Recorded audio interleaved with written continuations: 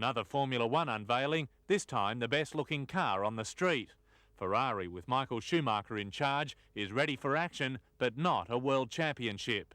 Reliability is not a Ferrari strong point, with only 2 race victories in 3 years.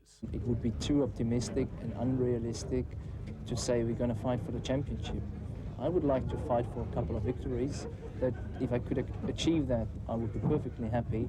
Just glad to be racing is Mika Häkkinen. Today his first public appearance in his McLaren after a near fatal crash in Adelaide last November. The first of the big-name drivers has arrived in Melbourne for next Sunday's Australian Grand Prix. And before he'd even seen the track, Michael Schumacher found himself in a jam. Who do you expect the greatest challenge from this year? Just can't listen to one question, to be honest. Who do you expect the greatest challenge from? On top of a new venue, nearly all the stars have switched camps, marking a new era in Formula One racing. From the belly of a jumbo, the most sophisticated motor racing machinery in the world were cotton-wooled into Melbourne. The drivers drifted in. Tired mechanics waited for a lift. Ligier driver Olivier Panis had his patience tested, blocked in by the team bus. Transporters taxied the F1 cars to the track in a military-type exercise. In the still of the garage, cars wait to be reunited with their drivers, their first outing on Thursday. Reigning world champion Michael Schumacher continues to receive the most obvious VIP attention as he takes in his new surroundings. Late yesterday, the German made a flying visit to South Australia for a bit of shark spotting. Today, he had his mind back on the race, as did Formula One newcomer Jacques Villeneuve, who needed a prolonged familiarisation session just with his steering wheel. Earlier, new McLaren teammates David Coulthard and Mika Häkkinen had bumped into a Save Albert Park protester, who happened to be meeting someone off the same plane. I think we have more peace to talk over there. Save Albert Park! Cheers. Benetton's Jean Alesi timed his arrival better and was keen for a quick look at the track. And I would like to straight away go and see how he's going to be. Early this afternoon, Coulthard and his girlfriend got a warmer welcome at a crowded autograph session in the city. Are you going to be down at the circuit? While Sterling Moss recalled the last Melbourne Grand Prix 30 years ago. He won that race, but has no idea who might win this weekend. We've got different drivers, different cars, a new circuit. The only main player not yet in town is the race favourite Damon Hill of the Williams team. He arrives in Melbourne later this evening. Charles Slade, National 9 News. Trams, veteran and vintage race cars clogged up Melbourne today as the city builds up to the weekend Grand Prix. Down on Pitt Straight, crews pushed away their winter cobwebs for the first race of the season. Benetton was the first to fire up, introducing the southern capital to the sound of Formula One. Press conferences followed one another as each driver with limited knowledge of the Albert Park track espoused its virtues. It looks excellent. It looks really good. I mean, there's no reason why we shouldn't have a terrific Grand Prix here and a really good time driving on it too. An unexpectedly large crowd came to see the christening of the track, Jordan's Barrichello looking most likely to be first out of the pits. But it was reigning champion Schumacher who took pride of place. No sooner was Melbourne adjusting to the Grand Prix blur than Pedro Lamy suffered the indignity of being the first to fail. The experienced Berger didn't do much better as Hill quickly established his Williams as the one to beat. I'm pretty pleased actually, it's a good fun track. Schumacher surprised by running second in the opening session, but rapid adjustments by the other teams during the break soon changed the equation.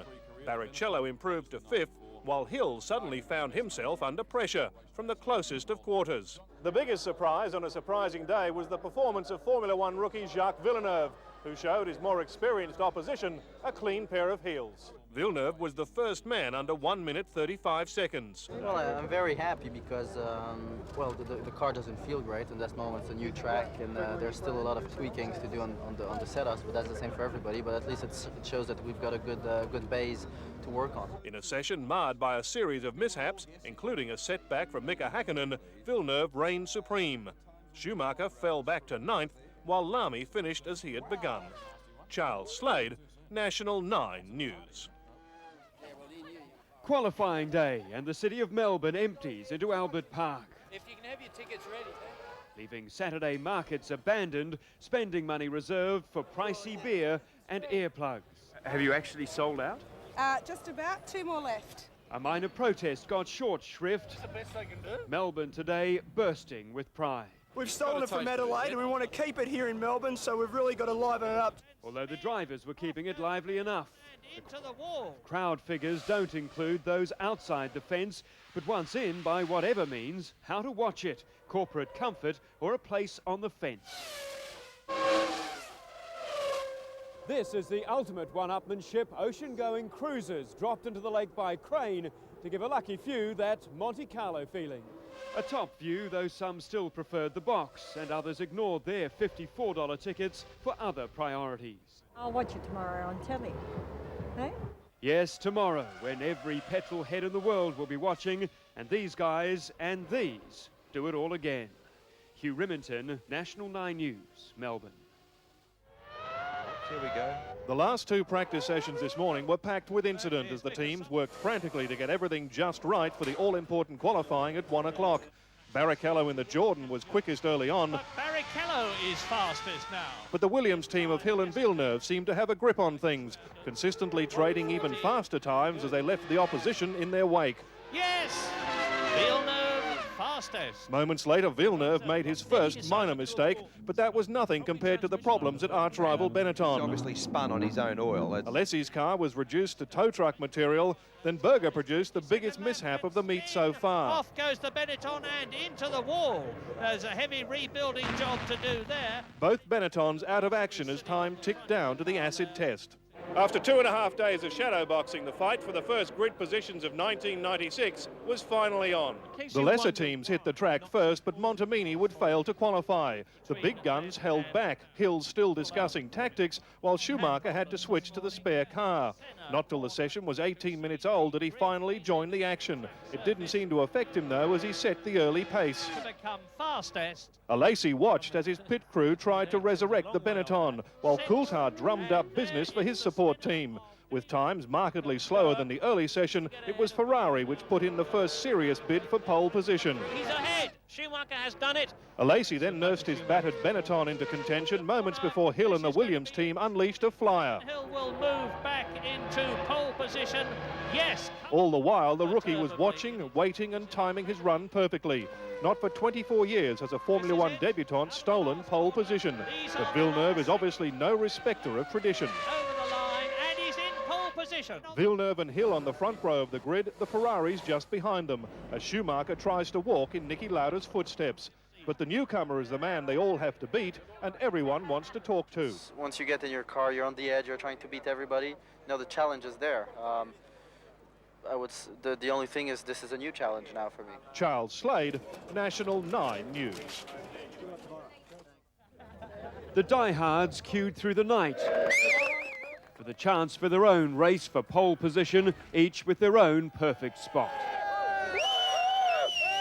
Some with plainly ghoulish interest. There's going to be an off. There's got to be. First race of the season, there's going to be an off on this corner. As the masses massed, things were looking good for electioneering Premier Jeff Kennett until he met the security guard from hell. Look at that. Miss Briggs said this morning they do need a disc. I'm sorry, they don't. That is the one that gets me into following rules. Yeah. He did get in, while in the pits the heat was going on. Final practice for the crews. And a first casualty, a Benetton mechanic badly bruising both legs, crushed by a wheel. Away they go now. Meanwhile, the celebrities were showing just how good the experts are. A narrow win to Ironman Guy Andrews, actor Costas Mandylor taking more spins than a roulette wheel, even on the victory lap. There's Costas going off again.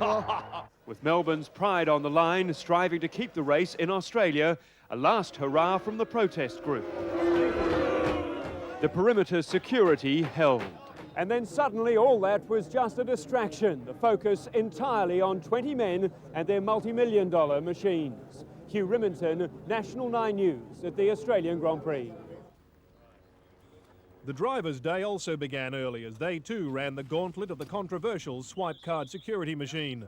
Benetton boss Flavio Briatore found the best way to beat the system, but nothing was worrying the man of the moment. Well, I'm feeling good. The car is strong, and there's the warm-up now to see how it feels with full tanks. Despite being second on the grid, Damon Hill was still the bookies' favourite. I'm really excited, actually. I'm really looking forward to it. While John Alesi's Benetton team was perfecting their legendarily quick pit stop routine, and the world champion was feeling quietly confident after Ferrari's surprising qualifying times. So I hope we can keep that for today and finish the race. Would be great. Mika Hakkinen felt the same. We're very pleased with your qualifying. Yeah, feeling good. Feeling good. After some of the most expensive talent in the world completed their final pre-race commitments, the scene was set for the moment of truth.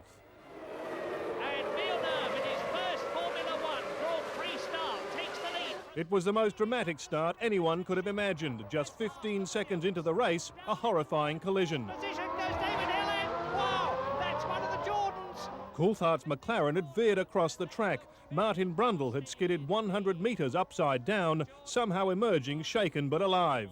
And miracle of miracles. Unbelievably, the Jordan driver sprinted back to the pits, checked with the doctor and was given the thumbs up to join the restart. No sooner were they back on the track, though, than Brundle was out of action again. Villeneuve, Hill and Schumacher settled into a battle for the lead as Rosset and Lamy locked wheels at the back of the pack. Both managed to continue, but Jean Alesi wasn't so lucky. Alesi's car breaking up. After he locked horns with Eddie Irvine's Ferrari in a battle for fourth. Villeneuve, meanwhile, was keeping his nose in front of Hill and Schumacher. Both Ferraris, though, had to refuel after just 21 laps, leaving Villeneuve and Hill to fight out what was looking like an inevitable Williams-Quinella. Hill took the top spot after their pit stops, but the Canadian wasn't to be denied. And Villeneuve fights and retakes the lead. Fantastic! This was the only ground Schumacher was making up as Hill forced Villeneuve into a rare mistake. What a sensational scrap! The rookie wouldn't let his senior partner get past until lap 53, when an oil leak forced him to give way. And this is it. They're showing the slow board to Villeneuve. The courageous Hakkinen fought on bravely to finish fifth, and Irvine took the surprising Ferrari into third, as Hill cruised to his 14th Grand Prix victory, equalling the achievement of his father Graham. And Damon Hill crosses the line to win the Australian Grand Prix. Pitt Straight was flooded with a sea of people who'd watched him claim his second consecutive victory in Australia, seen Villeneuve make the most impressive of debuts, and Ferrari give a promise of glory days to come. As the winners celebrated, the decision to bring the Grand Prix to Melbourne had been overwhelmingly endorsed. Charles Slade, National 9 News.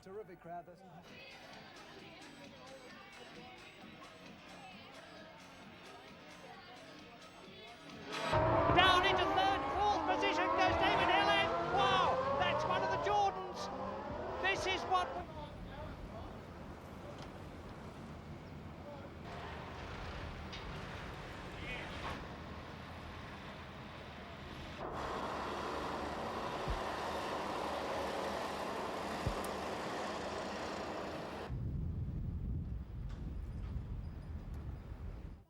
In the comfort of his lounge room, Martin Brundle replayed the scary moments he figured in are half a world away. My car went up into the air, which is really the worst thing that can happen to you in a single-seater, because you really, they're not designed to fly, they're designed to go along the ground. Then you're in the lap of the gods a little bit. And my car started to roll. The last two rolls I thought were a bit unnecessary because I was getting the message by then. To sprint clear of the accident and take up his position in the spare Jordan is testament to the improved safety features designed to protect the driver. To walk away, you know, without even the slightest scar, I can't believe it. For Adelaide, it was a bit like receiving an Oscar posthumously. Although it's now Melbourne's Grand Prix, it was the South Australian capital which collected the trophy for the best track. As the only circuit to win it 3 times from the Constructors Association, the Lord Mayor couldn't resist a parting shot. Try as they may, and I'm not at all biased, as you understand, as Lord Mayor of Adelaide, nor indeed bitter because we lost the Grand Prix, but I don't think that they can achieve the ambiance that we had here. Charles Christian, National 9 News.